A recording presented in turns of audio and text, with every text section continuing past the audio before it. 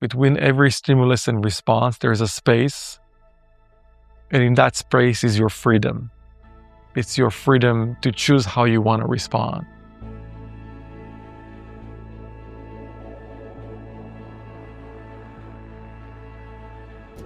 Divot.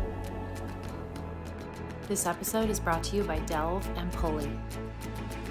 Today, we're at LinkedIn headquarters in Mountain View with Tomer Cohen, the former Chief Product Officer of LinkedIn and one of the leaders behind how 1 billion professionals connect and work. Over 14 years at LinkedIn, Tomer led the shift from mobile to rebuild the entire LinkedIn feed and scaled consumer and advertising products into multi-billion-dollar businesses, overseeing feed, jobs, search, growth, and monetization at a global scale. A Stanford MBA, engineer, founder, investor, patent holder, board member, Tomer focuses on building products that create economic opportunity and on how AI is shaping the future of work, with the ability to see where culture, technology, and retail are heading long before the world catches up.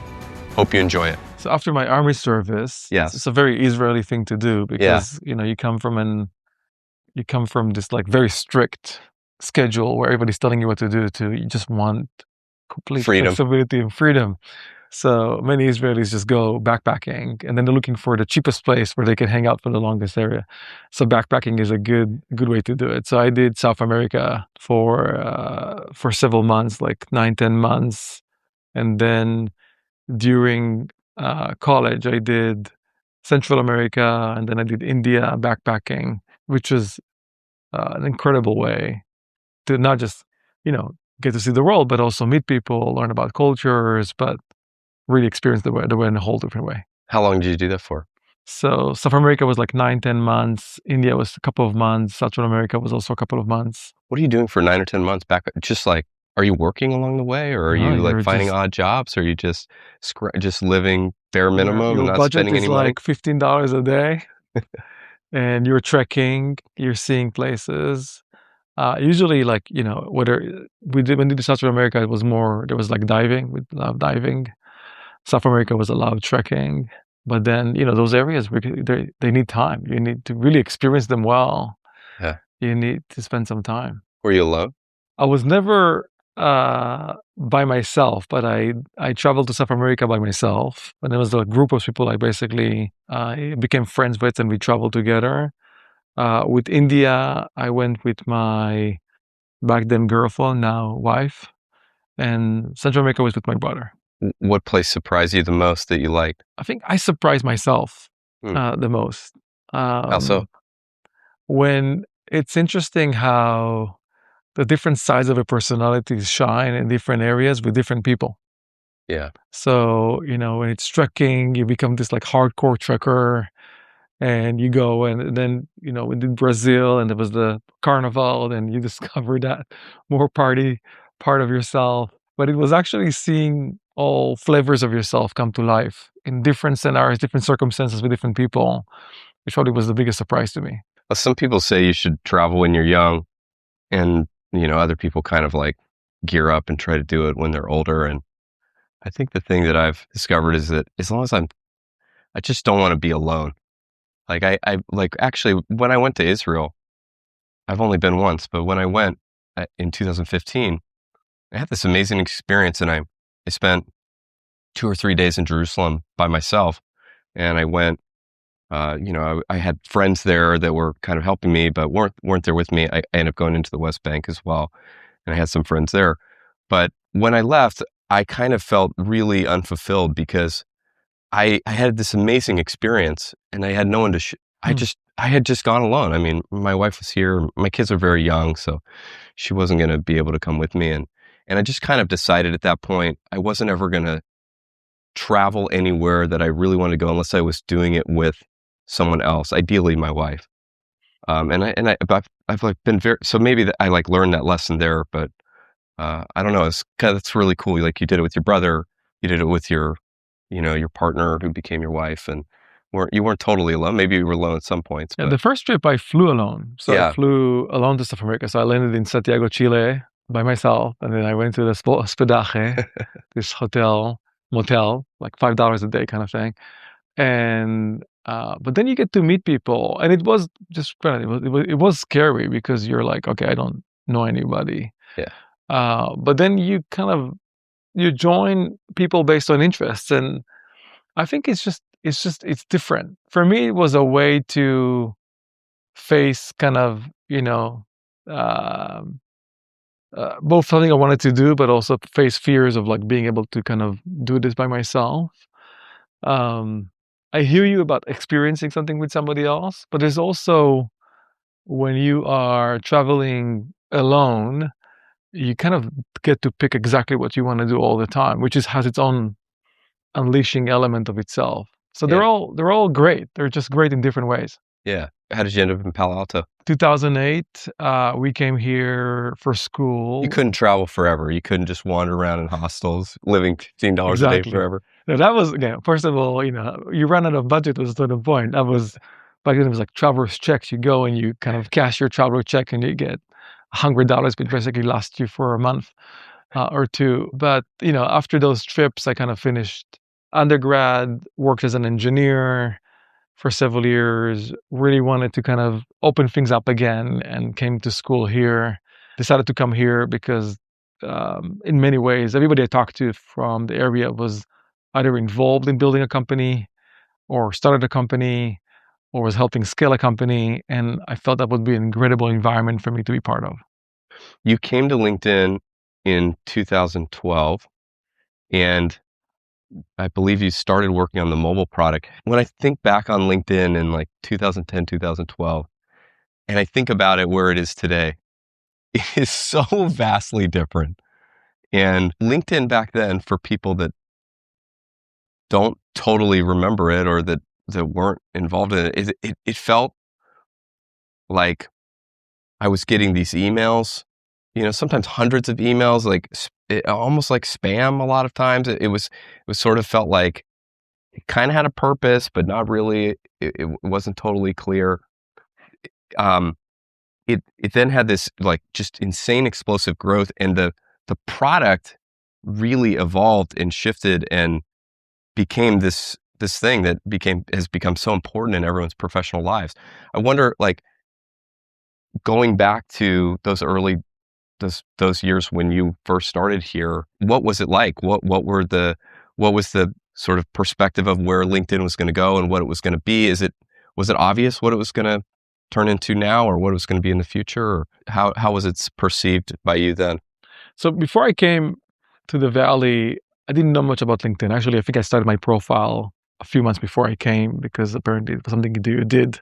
Yeah. But I didn't really know the value of it. And then at Stanford, I went once to a lecture about social networks. I remember back then, Facebook was all the rage. Yeah. And LinkedIn was this kind of unsexy sibling of Facebook. And there was a guy on stage called Reid Hoffman, and he was talking about his vision, which was to bring professional communities online, and then you can achieve almost whatever you want to achieve professionally because somebody else will be willing to help you. And I thought it was remarkable. I had no intent of joining LinkedIn, started my own company during my second year of school, but it was built on top of LinkedIn and other social networks. We were basically a developer. And then, fast forward for a few iterations, I was once sitting down with the chief product officer of LinkedIn, who was back then in my role. And he asked me, how would you build LinkedIn as a mobile product? Because startups was all doing mobile and LinkedIn was a desktop complete company at that time. I think mobile was like 3% of traffic or 6% of traffic. Yeah. And I shared confidently, very confidently, I shared how I would build LinkedIn as a mobile product. And he said, you talk a big game, how about you join and do it? And that's how I joined. But I felt there was so much potential to what LinkedIn could be. Hmm.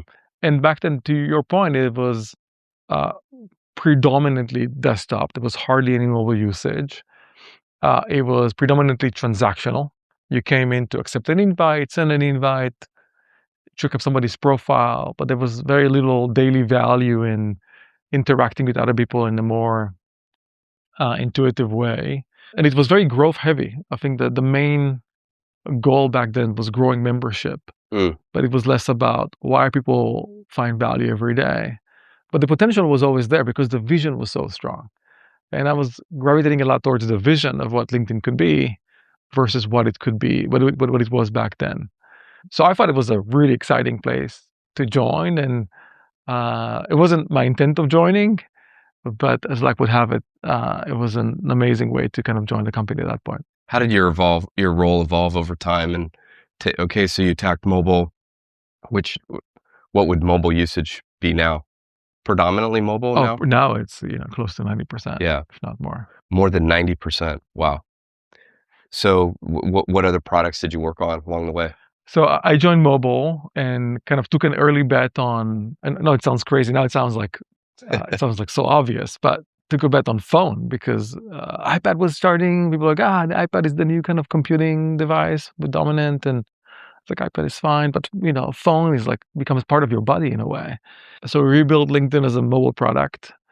And then back to the idea of the value of coming daily, strongly believe that there is an innate ability for people to actually interact with each other and share ideas on LinkedIn professionally. So that meant like really rebuilding the feed. And the feedback then for LinkedIn was a springboard. It was a way for teams to put their promotions. So you would come to their product. So it kind of manifested the org chart. People you may know, jobs you might be interested in, company you might want to follow, ads. It was all about traffic distribution across the product. It was less about what is the value for the member. And that was a focus of mine for a few years and probably one of the hardest things I've done here. And then I shifted to lead some of the business lines before taking the CPO role in 2020. With the feed and the way that people communicate in the feed, is there like a vibe that LinkedIn is going for of like the types of content and the way that people talk? Because there does seem to be a very specific way that you talk and the way that people say things on LinkedIn, and it's very unique to LinkedIn. Yeah, I can tell you what we aim to do, but we don't. It's like as a platform, you don't actually dictate how it works. You kind of set guidelines for what the kind of the space that you kind of want things to operate within. So, for example, for us, it's been professional talk. As long as it's professional. And then again, some people understand different cultures understand professional very differently. Japan professional is very different than Brazil professional, which tends to be a lot more social. So, but we kind of kept it in that professional abstract terms that it has, in many ways, it can mimic your ideal workspace. It has, you smile in the workspace, you make jokes in the workspace, but there's an attempt to get work done. Yeah. Generally. And that was the spirit. The spirit is like, this is a utility that helps you get your work done. And it's less about how do I pass time. We're not trying to compete with boredom. That's other tools. And, and that is to an extent by design abstract because it really fits different people differently. But it really allowed people to start expressing themselves in a certain way. And sometimes people would share amazing pieces of work and some really great insights. And sometimes they'll share a joke like they'll share in a meeting. And they're both around the spectrum of professional for them. When I'm at work, I'm probably trying to present my best self, sort of the best version of myself. And in some space of that is a sort of inauthenticity of who I actually am because I'm constantly making mistakes and screwing up. And one thing that you see constantly on LinkedIn is it's just like it's so overwhelmingly positive, which is really great. I mean, so many of these social spaces are so overwhelmingly negative. At the same time, there is sort of an inauthenticity to always being positive. And I wonder if that's something you all, thought about or tried to curate of like, how do you get people to, to create things that are good for the world and fill a good space, but also like to be real. Yeah, it's very much when you go back. It's like very much it's like human nature. It's almost like you enter the workspace in your first few days. You're trying to sense the environment. You say things which are kind of more, okay, to kind of sense the reaction to it, and over time the workspace warms up to you. You get to know how it works, and then you start like opening up more and more. And I see this in LinkedIn. And in many ways, I think the people who actually do really well in generally are the folks who are authentic. They are real. They share what worked, what didn't work. They don't try to fix every misspelling they have when they type in. I think it's very noticeable to people that, in fact, we tell people a lot right now. We have, when we had execs coming and joining the platform, they always thought of themselves as corporate talk, right? I'm going to sit on the camera and I'm going to talk the way my PR person told me to talk. And then they don't do well because people don't want to hear corporate talk. They want to hear you. They want to see the way you do things. And I love, for example, Daniel Ek, the former CEO of Spotify, founder of Spotify, basically would do after his earning call, would be in a t-shirt, will just take the camera and say, hey, we just had an earning call and this is why it went. And then he's like, and here is my CFO. And he'll turn to the CFO. Very unconventional, works extremely well. Because we're like, okay, this guy is real. He's human. Now, obviously, he's sharing earning call, and usually sharing earning calls, things that went really well for the company. So I think you see that. But I think as people who learn LinkedIn really well and they unlock also what's real about themselves and authenticity. But it takes some time to warm up to it. This episode is sponsored by Delve, the leading AI platform for fast-growing companies to get compliant with SOC 2, ISO 27001, HIPAA, and more. Trusted by Whisperflow, Bland, Instantly, and many others. For our listeners, they're offering a $1,500 off plus a one-on-one Slack channel, a manual penetration test, and the audit is all included. Book a demo today at delve.com/divot. You also you went through these different roles in the company, and you came in, not at the very beginning, but you managed to find your way to the most senior places in the company. How do you advise somebody that's in a big company and trying to navigate a complex organization to find their way through so that they can continue to increase the impact that they're having? Sometimes I try to be cautious about giving advice because it was very personal to me. But when I, post my startup, I decided that I am going to focus on things that I wanted to do, and then see if there's a great match within the organization to do them. Less about what the market was offering, and then trying to fit myself to the market. It's just a different mental model. And, at LinkedIn, I started with mobile, which is what I wanted to do. And then I can tell you when I took on the feed leadership role consumer, nobody wanted it because it was mostly a springboard of promotions. And this is what I wanted to do because I had a strong conviction for it. And then when I transitioned to lead the business side, I had no business experience. So I was in a way it was a big bet to take me on. I said, this is what I wanted to do. And I kind of really pushed myself to get that role and was offered it. So I think in many ways for me, it's been, where did I feel I have a strong conviction of where I could make a dent and impact? And really trying to go after that. And sometimes it took a year or two to get those roles, and sometimes it was quicker. But it started with, where did I think I could have the most impact? What was I passionate about? It wasn't about title. It was areas in the product that I felt strongly I could make a dent in. Personally, one of the biggest learnings just working within a large organization has been, how do I bring people along? That was not a strong trait of mine when I joined. I was very much like, I'm gonna bust my ass learning the craft really well. I'm gonna know exactly what to do with the product. I'm gonna work really hard and then just go after that. But I spent very little time thinking about, how do I bring people along on the journey? And that backfired multiple times in terms of really being able to make an impact, because I was sometimes just going along and folks didn't know where I was headed. They disagreed with where I was headed. They was worried about the impact of their products. And it took me a while to understand that in a large organization, and I think generally in life, that you can have so much impact if you're able to bring people along on the journey with you. So in a way, that's taking the patience, the amount of work, the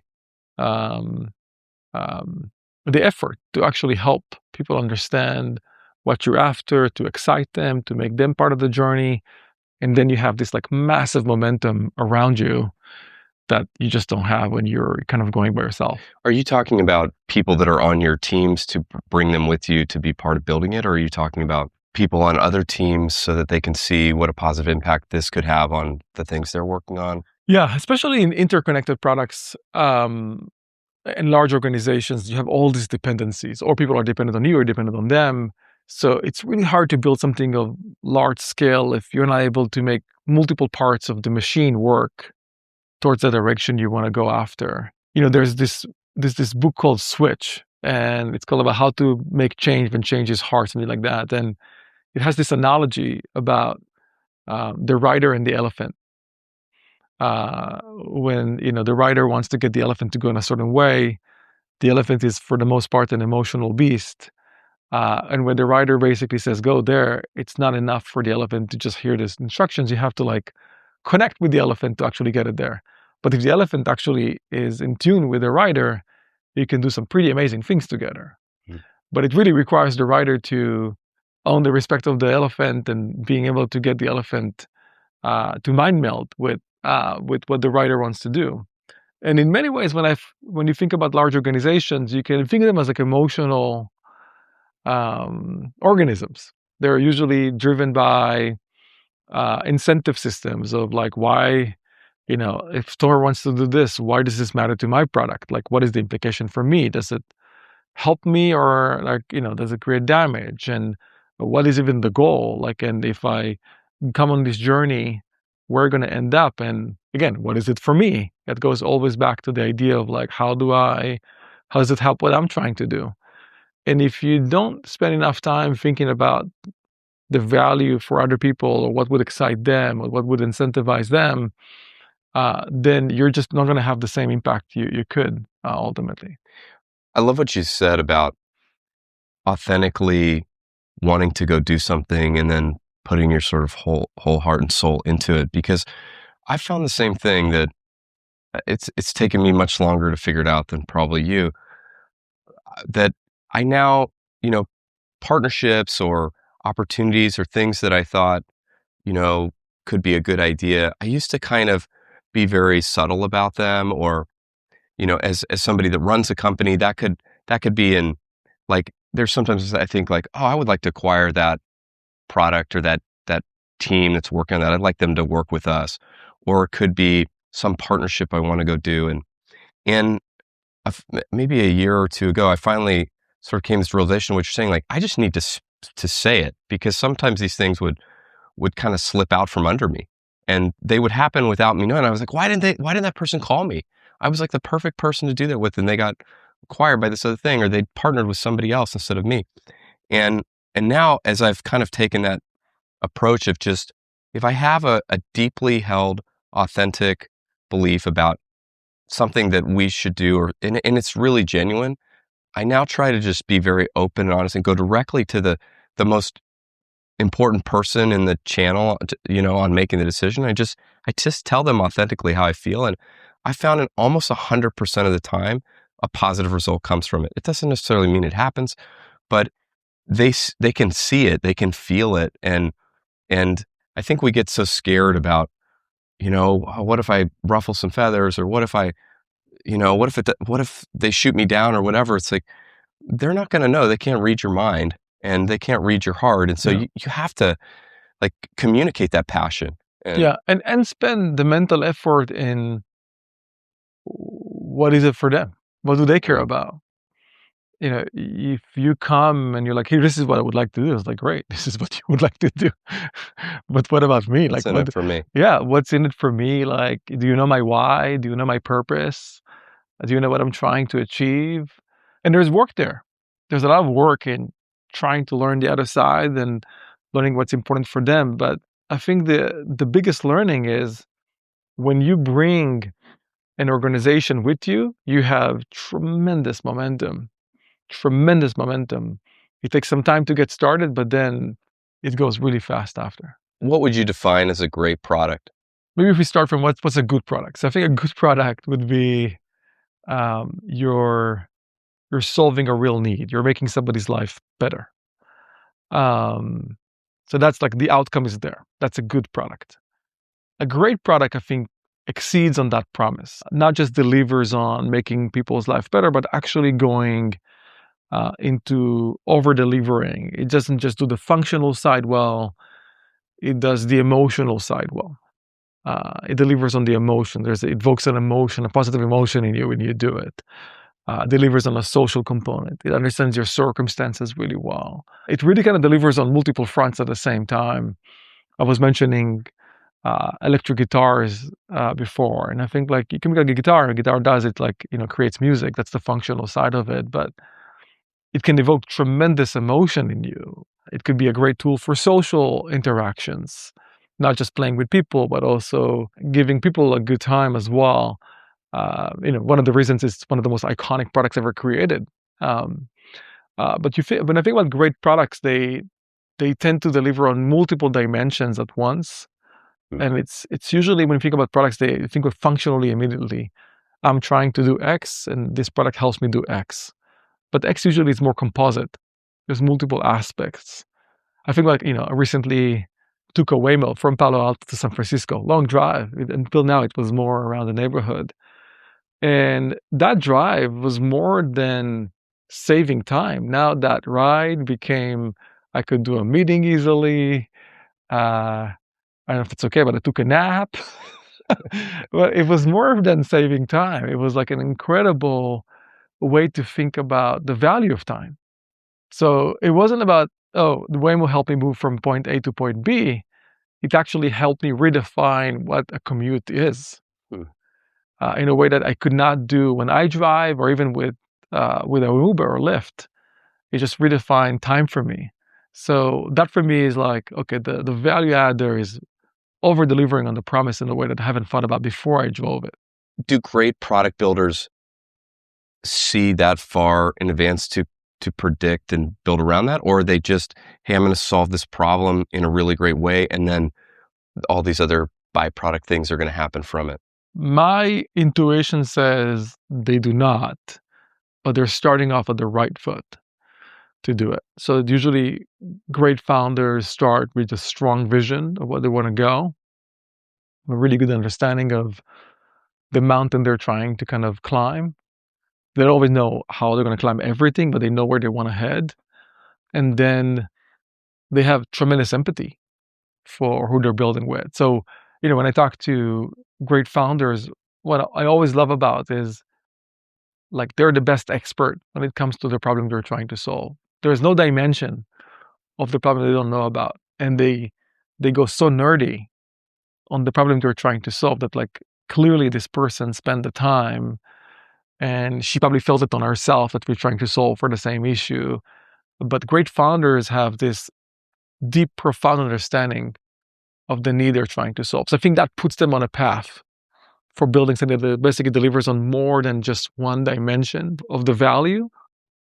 But it's not a guaranteed success, but I think they're set up in the best way possible.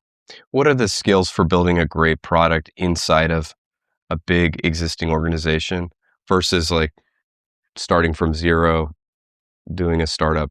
I think one which we mentioned is like, just bring the organization along. Usually remember when I had a startup, and one of my investors was a hotshot at Google in engineering, and he told me, I can build what you're trying to do in a week with my team.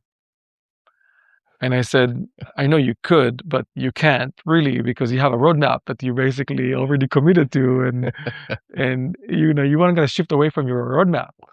Sounds like a really fun investor to have. Yeah, and he said, you're right. In fact, like, what you're doing is completely off my roadmap. It would be hard for me to justify it. So just thinking about, in a large organization, there's a need to, when you're in a 10 people startup or by yourself, you do whatever you want. Like, the impact, the scale is so small and the impact is not as high, but there's in a way like higher risk in taking stuff on. Like, people think more about their careers sometimes than they think about the product. And I think if you can kind of detach yourself from those constraints, you think primarily about the product, not your career. You do understand that there is a massive organization to bring along, that if you bring along You're going to get dividends along the time because people are going to help you. And there's other areas of the product you can actually get value from. That's going to be really powerful for you. If you're able to connect pieces of the puzzle together, like I give this example that LinkedIn is it's a beautifully complex product. In fact, when you people join the organization, usually they ask me like, where should I start? What should I do? And I tell them, go learn all the other products around the organization, not just yours. Because you knowing your product well might make you linearly successful, but you knowing how the other products work can make you exponentially successful because then you can activate so many things at the same time. And you can create this kind of system thinking way of value, which is just going to be much more powerful. You don't have that in a small company and a small product team because what you're building is generally kind of one-tracked. So I think if you have that system thinking in a big company, you think about how do I get more people to join my cause and my purpose and my product, and you put the impact of your work first, I think you can create something pretty transformational. This episode is sponsored by Pulley, the equity management platform trusted by fast-growing startups to manage cap tables, 409As, and equity with clarity and confidence. For a limited time, Pulley is offering Divot members 20% off. To redeem your offer, request a demo at pulley.com and mention Divot. Manage equity, make decisions, and get back to work with Pulley.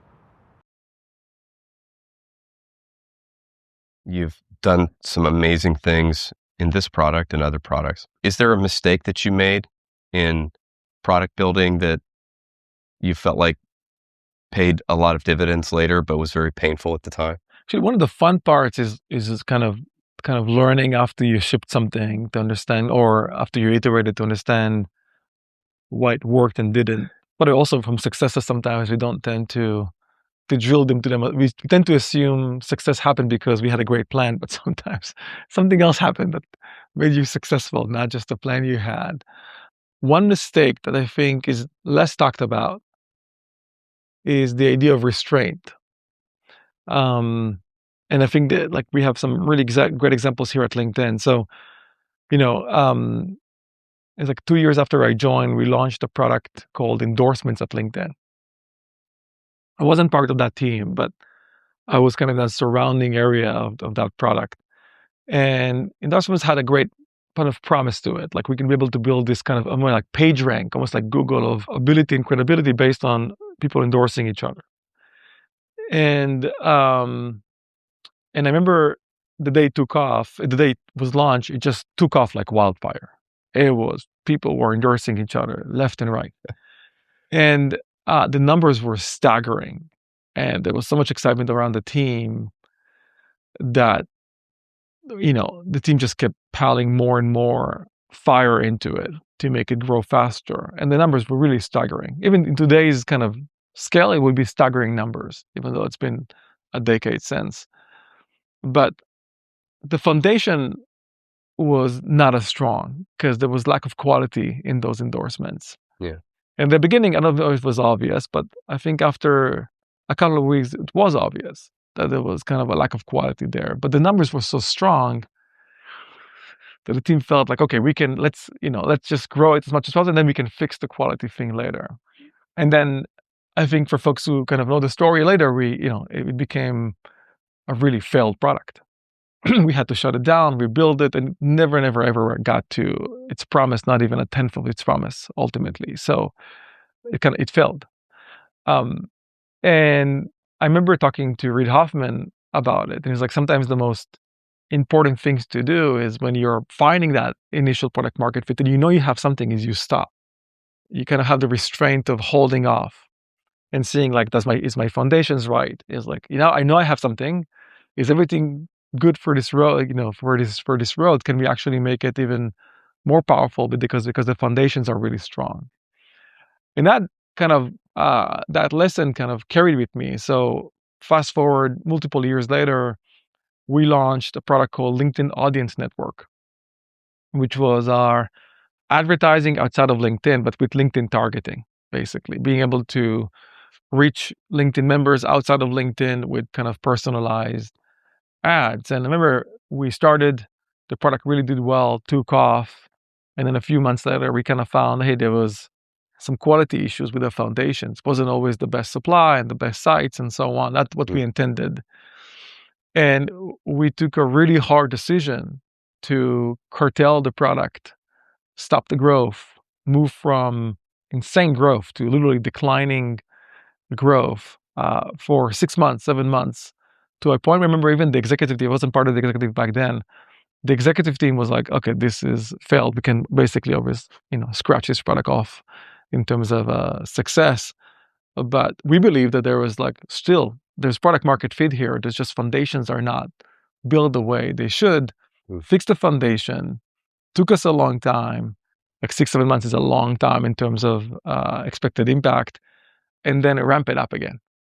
But we did it, and we ramped it up again, became one of the biggest success stories. Now it's multiple billions of dollars in impact. Wow.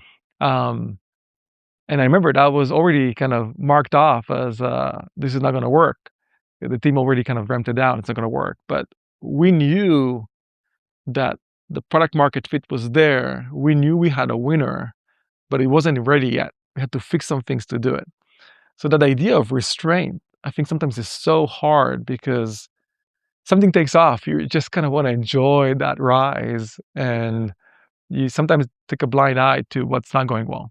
And you're getting feedback, and some of it's very positive. Most of it is very positive. This is why I'm spending money, and I'm getting a result, and I continue to spend money. But you sort of know and see that something is, as you said, at the foundational level. I've definitely had that same experience. And how do you prioritize which customer feedback you're going to listen to, and which signals are real and which signals aren't real? Do you have some intuition now that you tap into? Is it a certain amount of data go to figure out what is the right feedback? Generally, what I like to start is, before you even launch something, state what is it that you're trying to achieve, because we can always justify numbers after they're launched. We can always justify the metrics. There's always a bias for us to show that what we've done was successful or not. So explaining, a dashboard in hindsight to make it work for you can always kind of abuse that metrics to make it sound like it worked.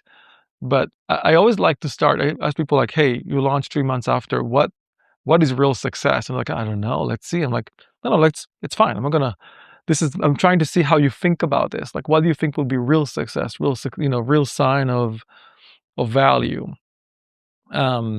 Is it proactive retention, people reaching out to the product, not because you prompted them, because they wanted to come on a regular basis? Is it kind of depth of engagement that you want to see there?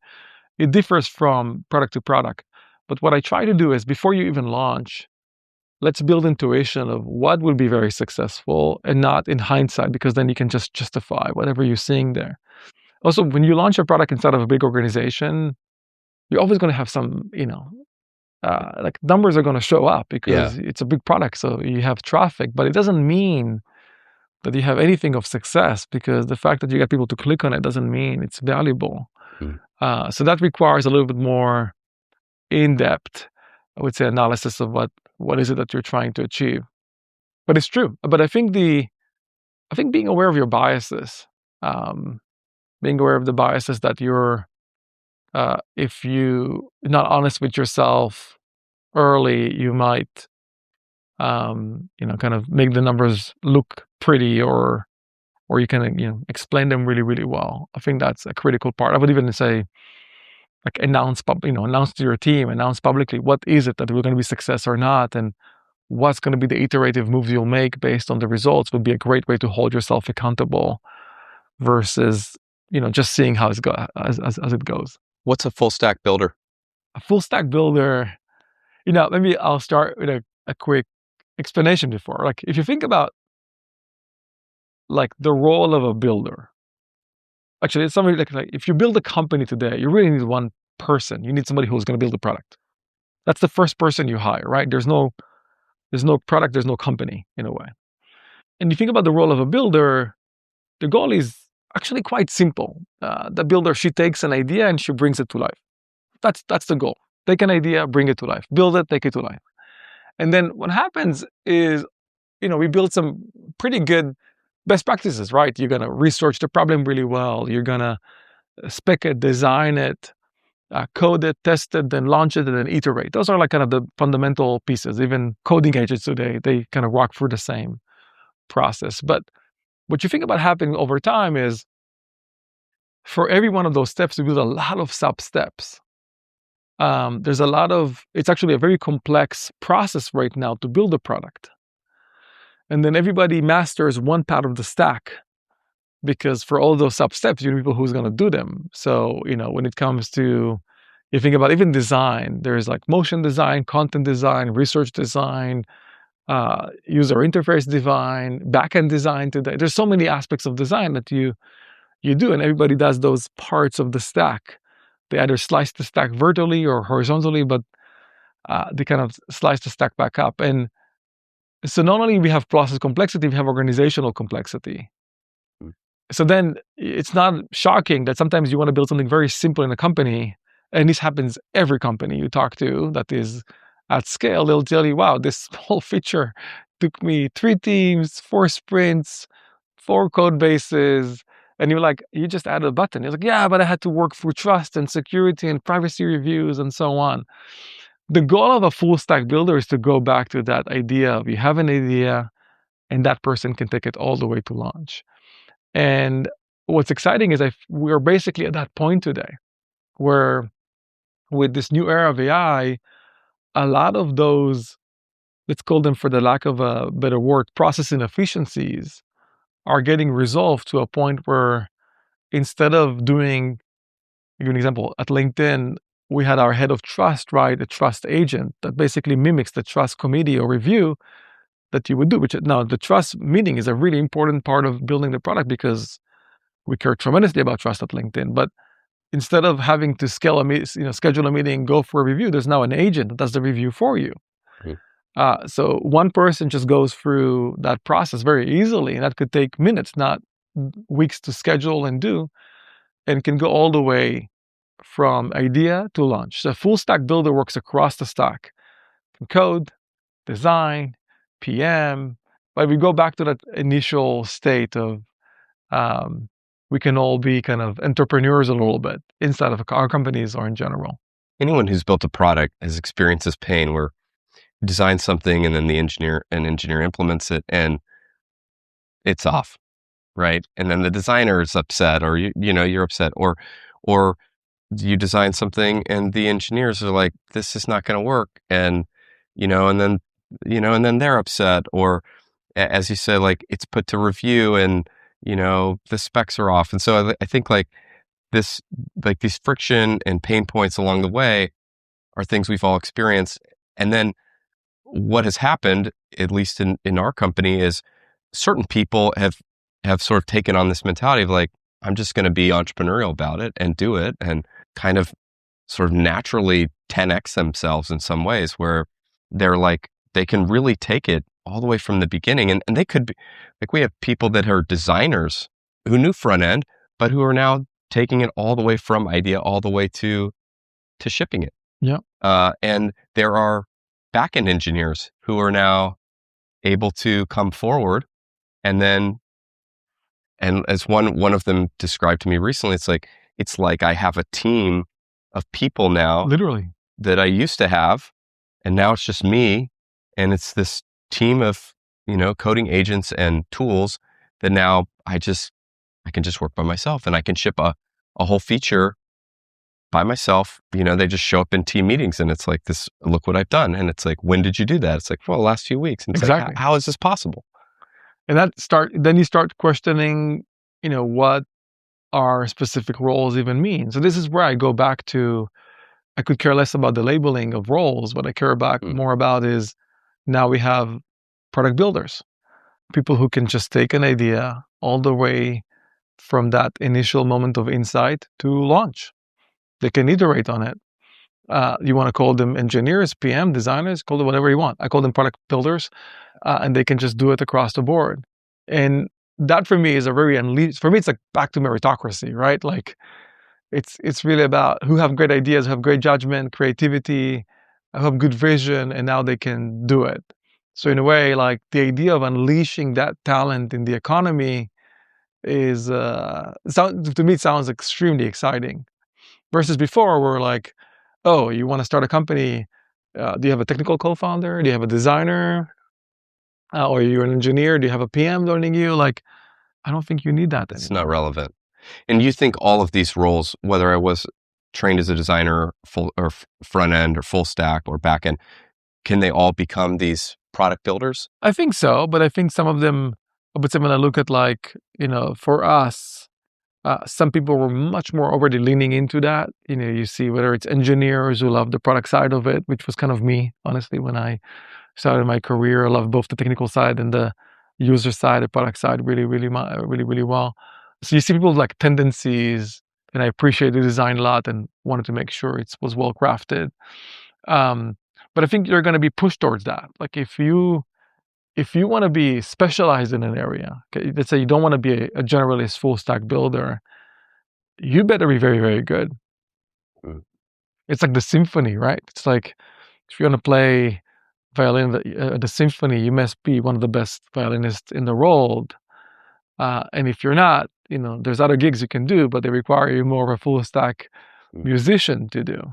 So I think like you'll have specialists, but they'll become fewer and they'll become more of the best of the best. You have a lot more generalists doing full stack.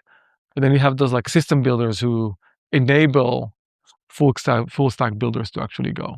Do you find that most product builders that are moving in this direction are kind of doing it in the same way? Are they figuring this out in the same way, or are there hundreds of thousands of variations of the way that people can build products as a Yeah, so product many builder? variations. So I think it's clear, like, with vibe coding and coding assistant, that's the same path. But within that, like it's almost like you feel like best practices are still being written, like the playbook is still being defined. The point of this interview, Cloud Code seems to be winning, but a Yeah, while back it didn't exist, a few months back. right. So that's still evolving. That's a very dynamic way of operating right now. I would say I still see not as many people doing it as I would like it to see. Like I still see like the top 5% actually rolling up their sleeves and spending the hours to do it well, because you still need to spend the effort. Yeah, It's not like you're gonna tell a tool, build me this, and it will show up. yeah, Especially if you want to build a business, like you still need to build everything around the business. There's still go to market to do. There's still like establishing that entity. There's more to building a business than just building the website. Or even when you focus on a product or a tool, like you still need to spend the time to understand how to do it really, really well, versus just getting excited at the beginning that you created something pretty cool and then losing excitement because you get stuck because, I don't know, authentication didn't work for you. So they're like, oh, I don't know how to do it. You move back. Like spending the time grinding it through is still important. That grind is not going to go away, but you'll be able to do a lot more with it.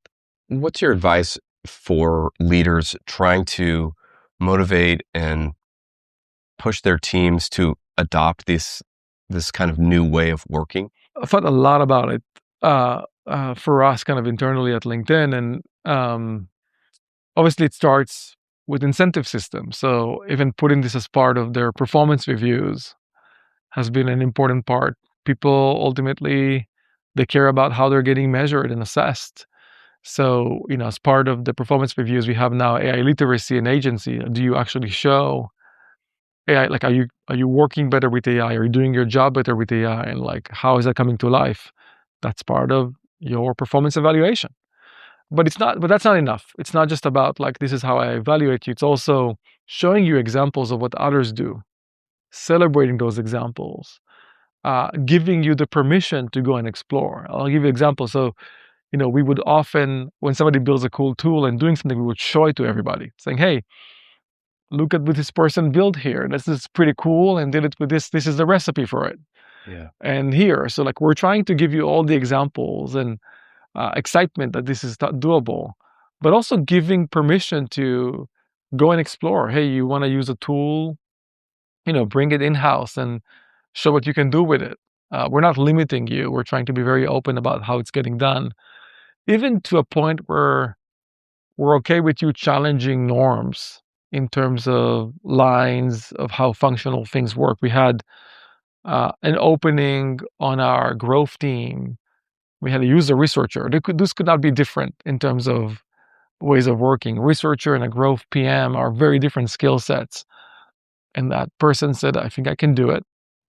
And she started, doing that role part-time, learning it, then officially applied for the role, and she got it, and she was doing really well. So I think it's the permission to, like, it's time to explore, it's time to experience. Here's how it's done. Here's exciting examples of how, like, it worked but didn't work. But also, this is my expectation of you. So I'm going to evaluate your performance based off that, is a big part of kind of getting that in the door, which helps the culture kind of start building it in. What book has had the biggest impact on your career? I love reading, so there's multiple books I took a lot of takeaways from. There's a book called Growth Mindset. Carol Dweck, she's a Stanford researcher at the intersection of psychology and education. When I came here, my wife was one of the first employees in her startup. So I got to know about the book and Carol through my wife's work a lot. But it basically talks about how kind of human beings have both kind of this notion of limiting beliefs and limiting mindset, fixed mindset, and growth mindset. And growth mindset is the notion that when I encounter a problem and I'm not successful as I would like to be, then I'm able to think about, okay, what's the other way to do it? I'm staying with the problem. I'm thinking about other strategies. I'm like, there's grit, there's resilience, there's thinking through new areas to do it. Where a fixed mindset is when I encounter a problem or a challenge that I'm unable to do, I basically fall back and say, this is not for me. And then, like my classic example is in my family, everybody can, they're very artistic. Anybody can draw really, really well. They're all very artistic. And I remember I was trying to like connect two lines when I was in third grade and did a poor job. I was like, okay, I guess I'm not talented in art. So I kind of moved away from it. I had like a fixed mindset. This is not for me because it didn't come naturally to me. And then human beings are generally a mix of like growth and fixed mindset. But the idea is if you just apply a growth mindset to life where, you're challenging something, there's a problem your way, but you are staying with it. You're thinking of other ways to do it. Your new strategies, new way of working at it. Eventually, you'll become successful and you'll start breaking through those like glass ceilings one by one by one. But growth mindset is about this innate ability to understand that the mind is a malleable. Your brain, your IQ, your EQ, they're all malleable. You can shape them. You can grow them. It's not an innate skill that is not binary. You got it or didn't got it. That's a fixed mindset motion. Has been really helpful. So, I always, in many ways, ask myself, where do I have a fixed mindset or a limiting belief, and where do I have a growth mindset, and keep pushing on that. What's a truth about life that's been hard for you to learn?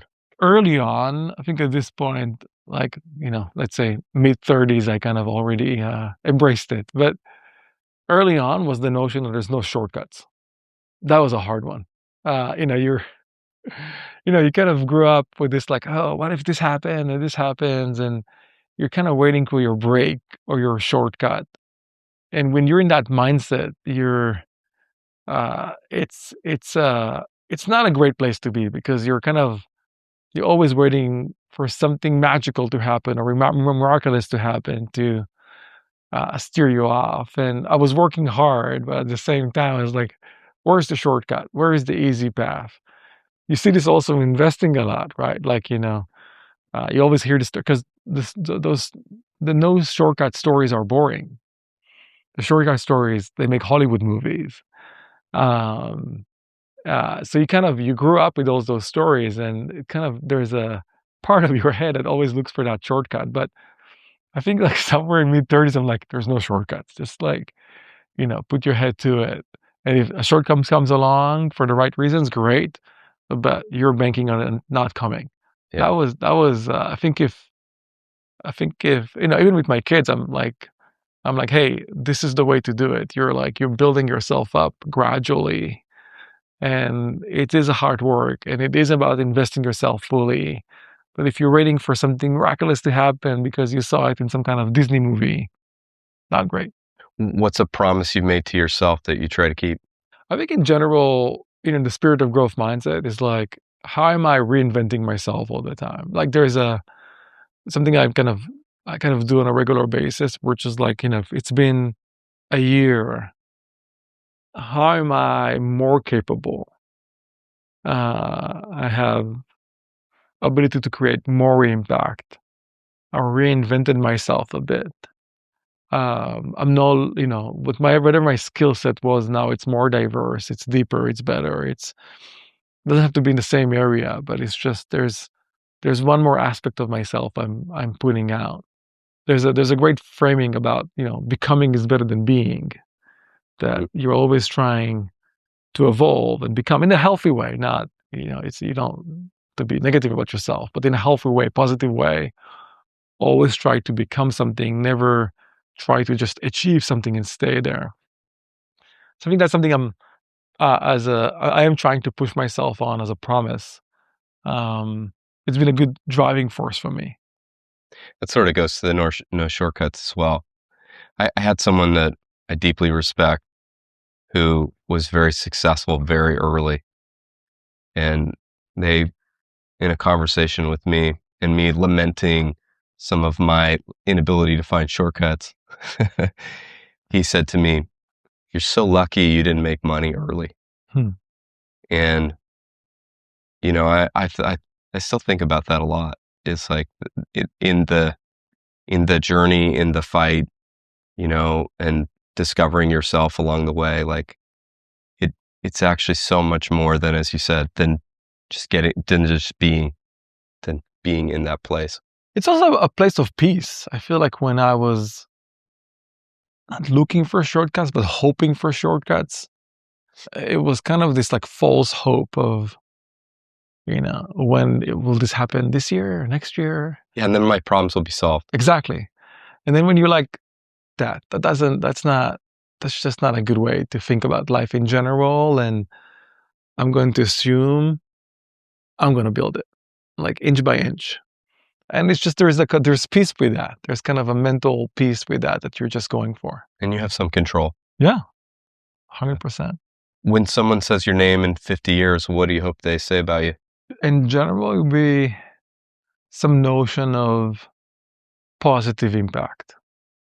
I don't know if anybody will say my name in 50 years outside of my kids, and I'm completely okay with that. But it's a notion of positive impact. It's associated with impact I had either on their lives or somebody else's life that made a difference. Outside of family, who's the person you most admire?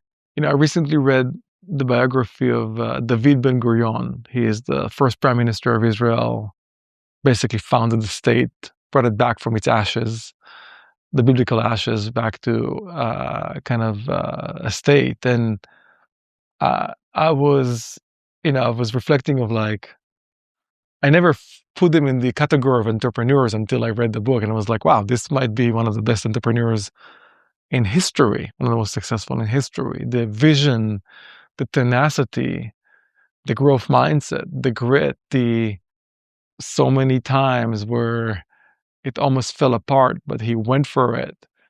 It was kind of like the ultimate like startup story.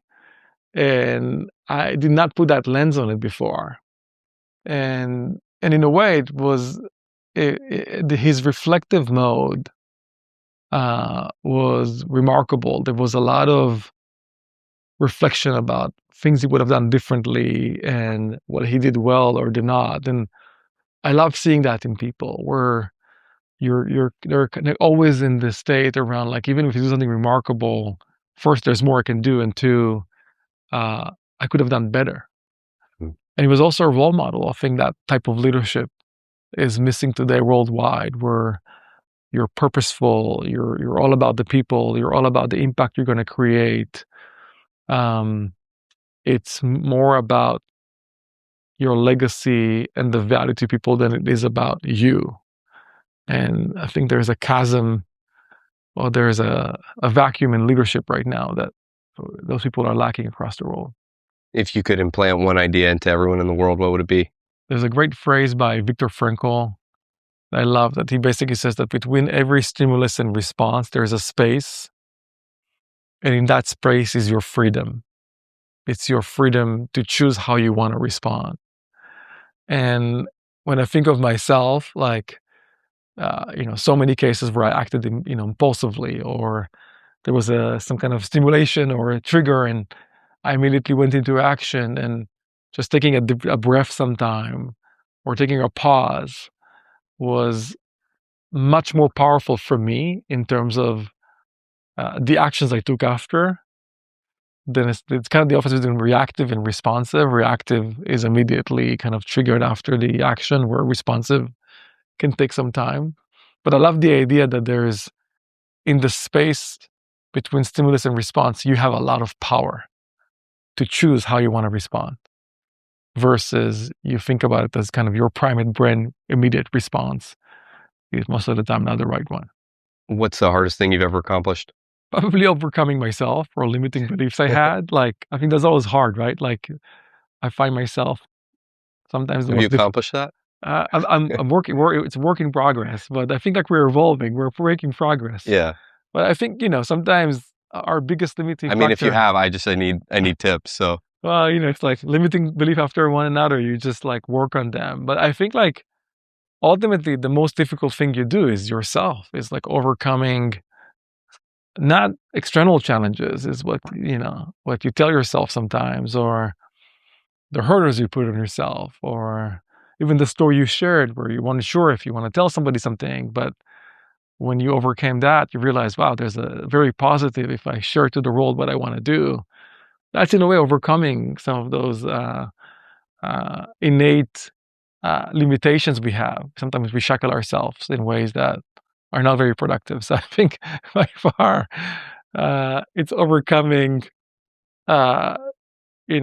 overcoming challenges or shackles I put on myself, probably unconsciously, even like subconsciously.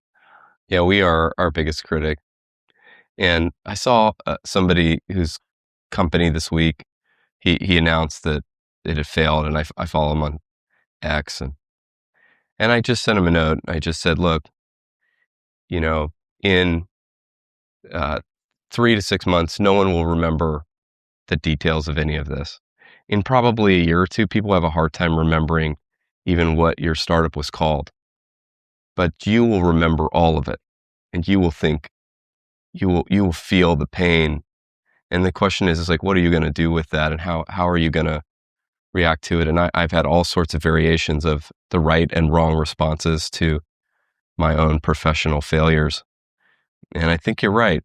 I mean, that's the voice within is, it's under some ways it's totally under our control, and yet it's the thing that haunts us the most. Yeah, I could have done something is probably one of the worst. Yeah. It's like you're stuck in the past, and that's still, I hear that voice a lot. Best advice for overcoming hard things?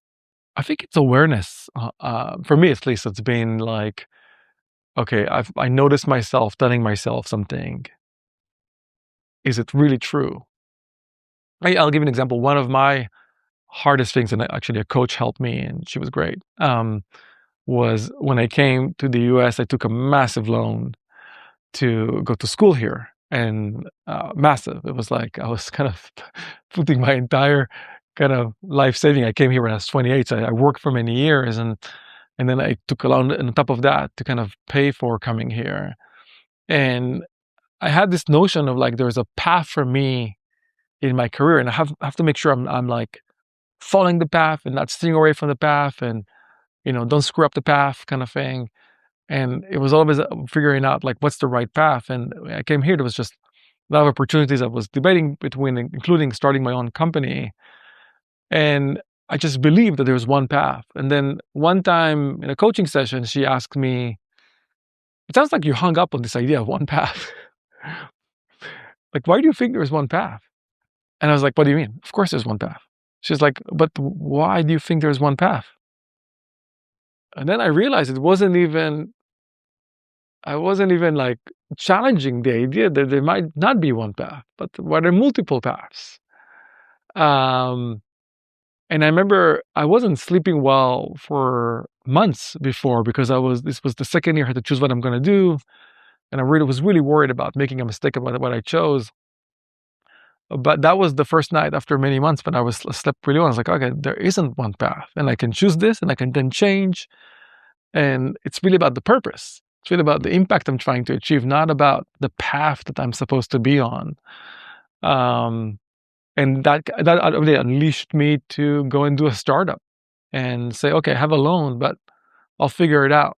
And I'm not going to let that kind of dictate the fact that I'm going to, find a secure job and be able to pay back the loan and only go then do it. I am going to go and do the startup, which I really wanted to do. And I felt really strongly about it. But it's like one example of like one sentence for somebody that completely helped me challenge a mindset that was stuck in me. What accomplishment are you most proud of? Personally, really proud of my family. The unit we have, the kids, they're who they are. By far my biggest accomplishment. Professionally, impact.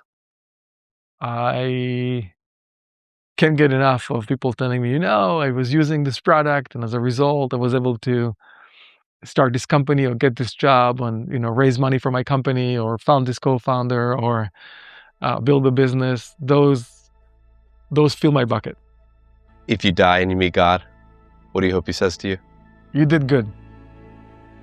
Not just the impact, but also how you did it. Appreciate you. Thanks.